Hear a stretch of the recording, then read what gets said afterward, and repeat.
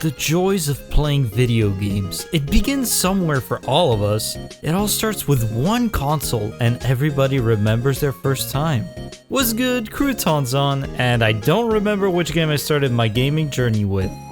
To be fair, I was extremely young when I started playing video games. I believe I was 3 or 4 years old. It all started with a big cardboard box that my cousins brought in. It came with a bunch of cartridges, 3 controllers, and a big plastic thing called a Nintendo 64. And oh boy, am I glad this was my first console. If it was the SNES or older, I would have given up on gaming for sure.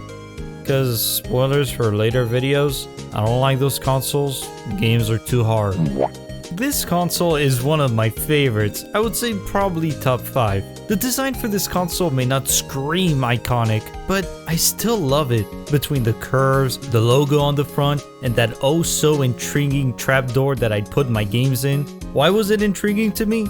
I don't know, but it was. And so before even turning on the console, I had to lay my hands on the controller.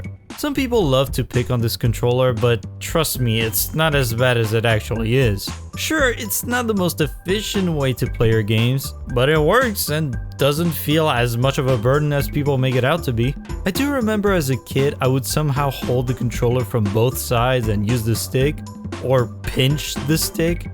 Man, how the fuck did I use this thing back then? It's been so long, bro. But now that I know how to hold it, yeah, it's kinda unnatural at first, but after a while it grows on you and feels good enough. And compared to my main audience in the States, I have a PAL Nintendo 64.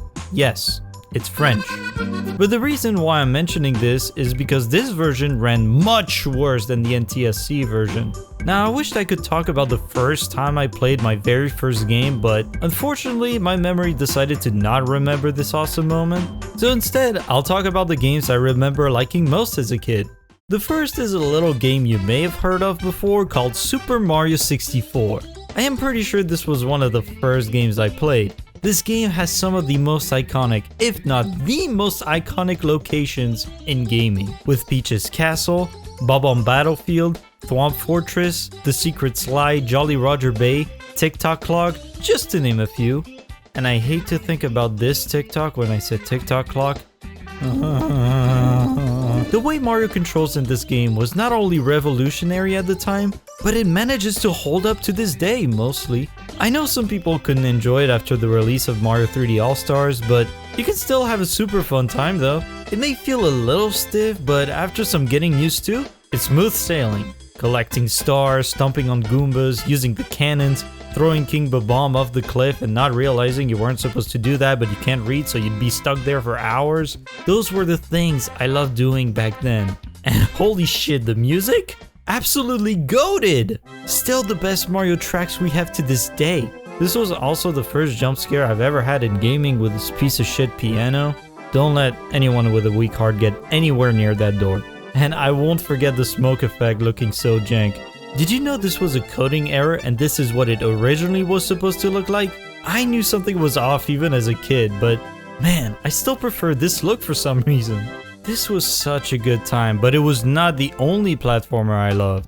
Banjo and fucking Kazooie. I cannot tell you which game I prefer better in all honesty.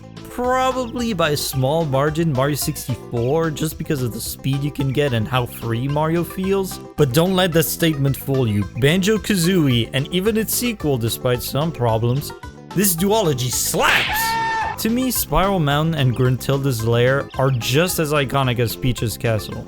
Some people will not agree, but man, it's so fucking close. The music for those locations are what really sells them. They are so good. Mumbo's Mountain was so much fun to go around. I remember getting frustrated with the underwater controls. That was kind of funny. Then there's the big monkey throwing oranges at you. And there's that tower where I didn't know how to climb, so I just get stuck there for a half hour. It was great. Then I turned into an ant. Why? I think I got as far as the swamp area back then. I was looking forward to it too because of that cutscene at the intro of the game. It caught my attention too hard for some reason. And now that I think about it, why is it that in Mario 64 and Banjo-Kazooie you go to other levels to get things that help you in the hub world, which is a faraway place? I hate being an adult. I overthink and it ruins the fun. This is why being a kid is so cool. You don't think about a plumber going around getting stars or a bear with a bird inside his backpack getting beat up by giant fucking ants. How did I turn out this way? That consciousness moment aside, Mario Party 2, one of my favorite Mario Party games still. The best being of course 5, and if you disagree, you're wrong. Holy motherfucking shit, this game really shows how much these guys cared about, partying. I meant mostly the details, all because of the costumes. And that's why Mario Party Superstars fucking sucks! Also, I'm kidding, Mario Party Superstars is pretty good. I just wish games had more souls nowadays, you know? Anyways, Mario Party 2 had so many good mini-games. Shell Shocked, Hexagon Heat, Bombs Away, Bomb on Barrage, Bobsled Run, Speed Hockey, Bumper Balloon Cars, Facelift, and of course, Bumper Balls. The maps were really good too, although for some reason I could barely get anywhere. But that's mostly my luck being shit.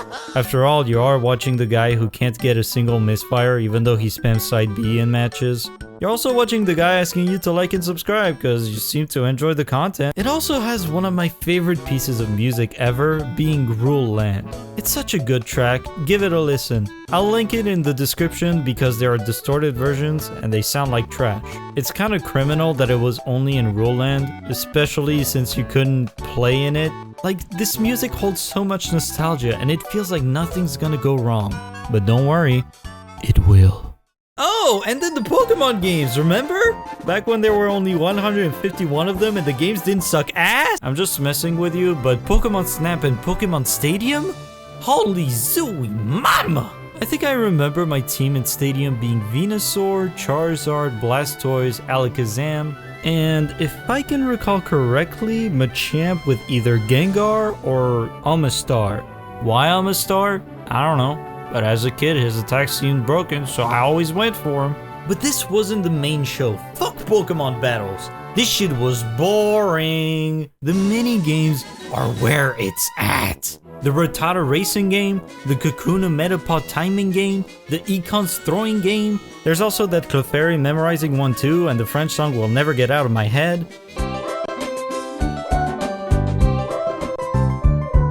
And my favorite one, the fucking Lickitung buffet thing. This shit was so much fun. And the voice lines it came with.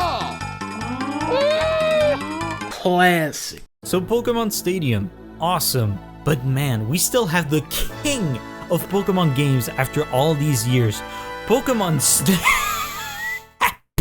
We got a sequel after all these years with even more Pokemon and better graphics, and yet, this game still reigns supreme. All because of the interactions between the Pokemon and the environment. Pokemon Snap is fucking awesome and still holds up to this day. I highly recommend you play it.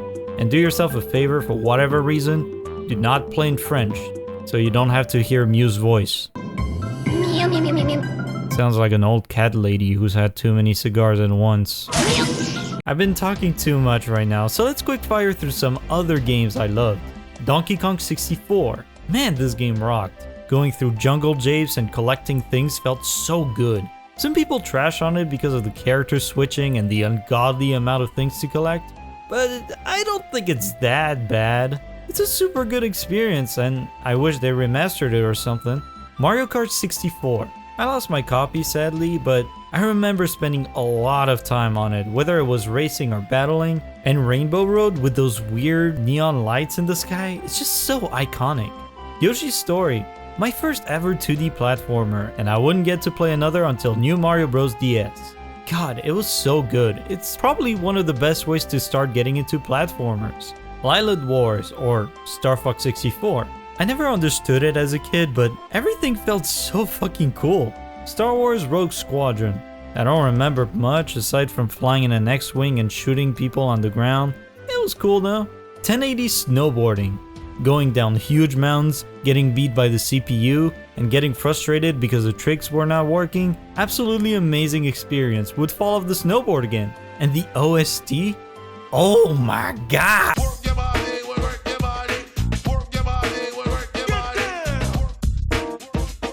And then there's the other games that I am about. F1 World Grand Prix, because I'm not a racing game guy besides Mario Kart.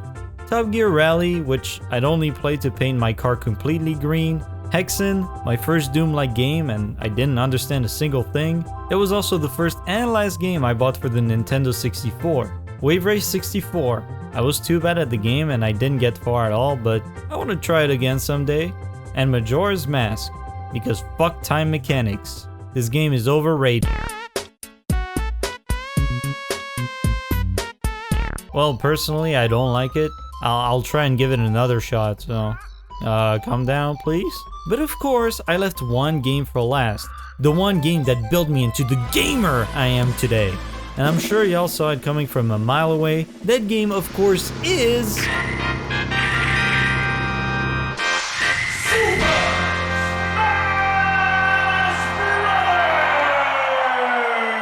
This takes me back! I think this was the first game I've ever played. It's either Smash 64 or Mario 64, but I can't remember. I think it was most likely Smash though. So Smash 64, the game that introduced me to Mario, Donkey Kong, Link, Samus, Yoshi, Kirby, Fox, and Pikachu. Oh, and don't worry, I didn't forget about these two. It's just that I really have no connections with them, like even to this day. All these characters in one game fighting to get each other off screen, and I'd have so much fun. The stages were pretty good too. I loved playing in Hyrule Castle, Sector Z, Pokemon Stadium, and Mushroom Kingdom. My personal favorite still is Jungle Japes. And man, I loved playing every single one of these characters. You could never go wrong. My favorite was Link, and funny enough, I still love him to this day. I'd always go in training mode and go 1/4 the speed to make a 2-hit combo, and that would get me so hyped.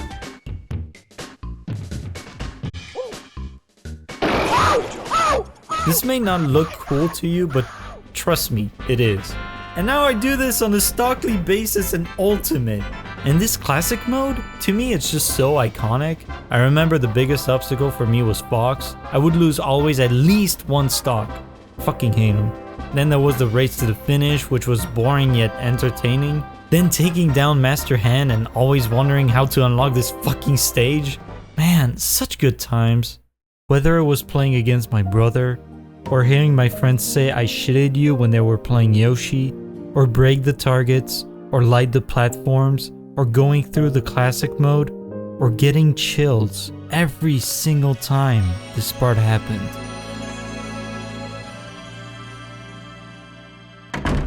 Why do I get chills in the first place? Maybe I'll figure it out someday, but this is what makes this game exceptional, and I loved every second of it. I remember after Melee came out, I would still go back to shitty old Smash 64 because I just hated the way Melee felt. It wasn't about having more characters and better graphics, it was about the experience. Also, here's a hot take from younger me for you. You may not be ready for it though. Melee, overrated. Brawl, overhated. As well as Smash 64. That's a personal kind of steal, but this statement deep in my heart still holds up to this day. And so that was the first time I've ever played video games. And going back to what we have now after this trip, things have changed so much, either for the best or for the complete worst. Mario Kart became a beast with so many characters and new mechanics, and drifting has never felt better. Mario Party had its ups and downs and now it's recovering. Zelda became an open world action game with a bajillion things to do.